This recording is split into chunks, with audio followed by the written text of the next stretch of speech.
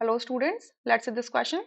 The question says what will be the pH of 0.1 molar ammonium acetate CH3COONH4 क्या होता है ammonium acetate. Ammonium acetate कैसा होता है? It's a salt of weak acid and weak base. Weak acid और weak base का क्या है? ये salt है.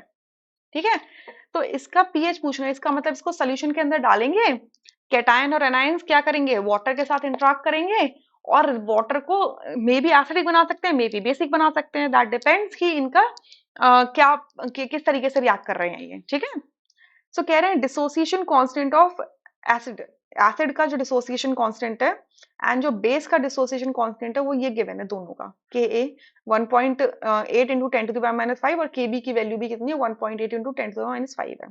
ठीक है, सो अब अगर आपने एक सॉल्ट है जो कि वीक एसिड और वीक बेस का सॉल्ट है, इसको वाटर के अंदर डाला है, तो इसका पीएच निकालने का फॉर्मूला होता है 1/2 pKw plus pKa minus pKb.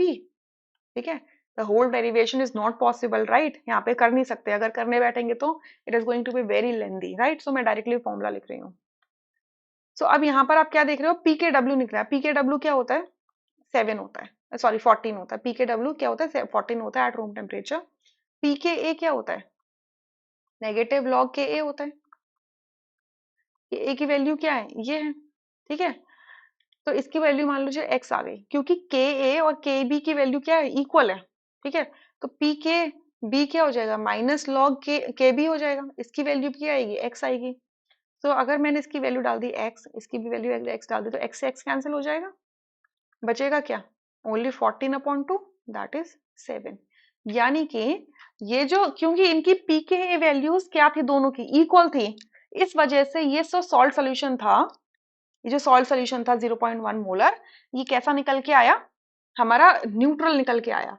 लेकिन अगर ऐसा होता कि भाई इनकी pKa वैल्यूज डिफरेंट होती, ठीक है, तो उस केस में आपका जो pH था वो कुछ और भी आ सकता था, मे बी एसिडिक और बेसिक हो सकता था. So it depends on the acid dissociation constant. मतलब जितना ज्यादा एसिड डिसोसिएशन कांस्टेंट होगा, मतलब Ka की वैल्यू जितनी ज्यादा होगी, ठीक है, Ka की वैल्यू जितनी ज्यादा होगी, यानी कि pKa वैल्यू कितनी कम होगी.